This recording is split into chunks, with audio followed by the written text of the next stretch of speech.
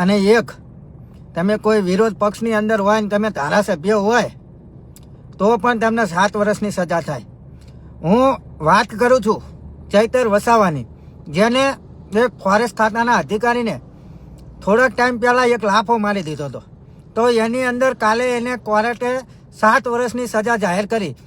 એક લાફો માર્યો અને 7 વર્ષની સજા થઈ. આ વાત કરીએ છીએ ચૈતર વસાવાની. ચૈતર વસાવાનું હમણાં જે વિડીયો વાયરલ થઈ રહ્યા છે અને તેમને 7 વર્ષની જેલ થઈ છે. જે ચુકાદો આવ્યો છે કે એક લાફાના 7 વર્ષ. તો મિત્રો આવો તો કયો ગુનો કે એક લાફો મારીએ તો 7 વર્ષની જેલ થાય? તો આના ઉપર પિન્ટુભાઈ કોળી ખુલ્લેઆમ બોલ્યા છે અને શું કહેવા માગે છે. કેમ કે મિત્રો ચૈતર વસાવા ગરીબોના મદદ કરતા હોય છે. એક જ ગુજરાતનો એવો ધારાસભ્ય છે જે જ્યાં પણ લોકોને જરૂર પડે છે ત્યાં હાજરી આપે છે અને હાજર થઈ જાય છે. પછી કોઈ કંપનીનો ઇસ્યુ હોય, જે મજૂરોને પગાર ન મળતો હોય કે મજૂરોને હેરાન કરતા હોય, બધી જ રીતે ચૈતર વસાવા લોકોને સપોર્ટ કરતા જોવા મળે છે. પણ અત્યારે તેમનું જે હમણાં 7 વર્ષની જેલની સજા ફટકારવામાં આવી છે ચૈતર વસાવા સહિત તેમની પત્ની અને 9 લોકોને, જેમાં મિત્રો અત્યારે પિન્ટુભાઈ કોળી છે. એ પિન્ટુભાઈ કોળી શું કહેવા માગે છે? અને મિત્રો જોવા જઈએ તો હમણાં એક બીજા પણ પોસ્ટરો વાયરલ થઈ રહ્યા છે કે ચૈતર વસાવા ભાજપની અંદર જોઈન થવાના છે, પાર્ટી બદલવાના છે. આમ આદમી પાર્ટીના ચૈતર વસાવા છે, એ ચૈતર વસાવા જો પાર્ટી બદલી નાખશે તો તેમની 7 વર્ષની જેલ માફ થઈ જશે. તો શું છે મિત્રો આ આખા વિડીયોની સચ્ચાઈ? શું ચૈતર વસાવાએ એવો તો કયો ગુનો કર્યો હતો જેના કારણે તેમને 7 વર્ષની જેલ થઈ છે? અને મિત્રો કોર્ટે ચુકાદો પણ આપી દીધો છે અને તમે અહીંયા વિડીયો પણ જોઈ શકો છો, જેમાં તેઓ પોલીસ વાનની અંદર બેસેલા તમને જોવા મળતા હશે.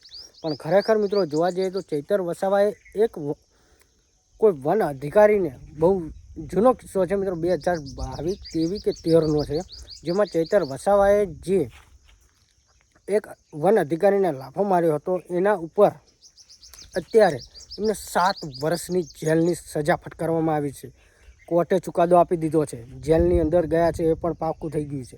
પણ મિત્રો એવો તો શું અત્યારે પિન્ટુભાઈ કોળી કહેવા માગે છે કે એવો કયો ગુનો હતો ચૈતર વસાવાનો? અને મિત્રો ખાસ કરીને ધારાસભ્ય હતા છતાં પણ તેમના ઉપર આ તાત્કાલિક ચુકાદો મળી ગયો છે.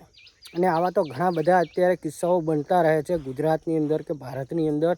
તો આમાં ચુકાદો જલ્દી મળતો નથી. એટલે ઘણા બધા લોકોનું, ગોપાલ ઇટાલિયાનું પણ એવું કહેવું છે કે ક્યાંક ને ક્યાંક રાઘવ ચડ્ડાની જેમ ચૈતરભાઈ વસાવાને પણ ઓફરો આવતી હતી પાર્ટી પક્ષ બદલવાની, પણ તેઓ માન્યા નથી. એના કારણે અત્યારે આ એમના ઉપર પ્રેશર છે અને આ એમને એક દબાવવાની કોશિશ થઈ રહી છે.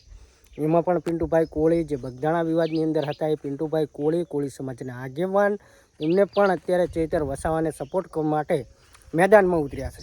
અને મિત્રો આદિવાસી સમાજના લોકો પણ કહી રહ્યા છે કે ચૈતર વસાવા સાથે જે કરી રહ્યા છે એ ખોટું છે. તો શું મિત્રો ખરેખર ચૈતર વસાવાને જે 7 વર્ષની જેલ થઈ છે, તો આ જેલમાંથી હવે તેઓ ક્યારે છૂટવાના છે? તો શું તેમને જામીન મળશે કે તેઓ છૂટી જશે કે તેઓ પાર્ટી બદલશે?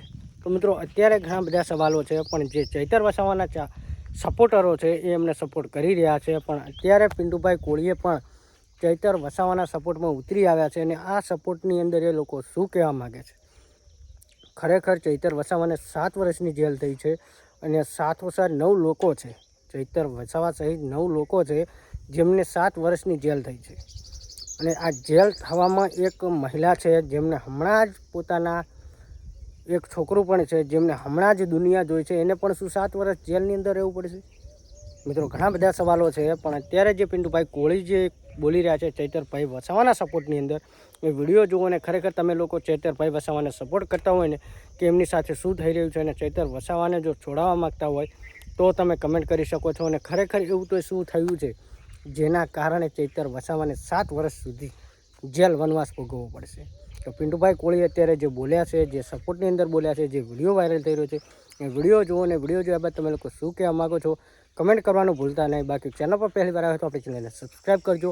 અત્યારે જે વિડીયો વાયરલ થઈ રહ્યો તે વિડીયો જુઓ. ગુજરાતનો કાયદો અને વ્યવસ્થા 2 ભાગમાં વહેંચાયેલી છે. અને એક તમે કોઈ વિરોધ પક્ષની અંદર હોય ને તમે ધારાસભ્ય હોય તો પણ તમને 7 વર્ષની સજા થાય.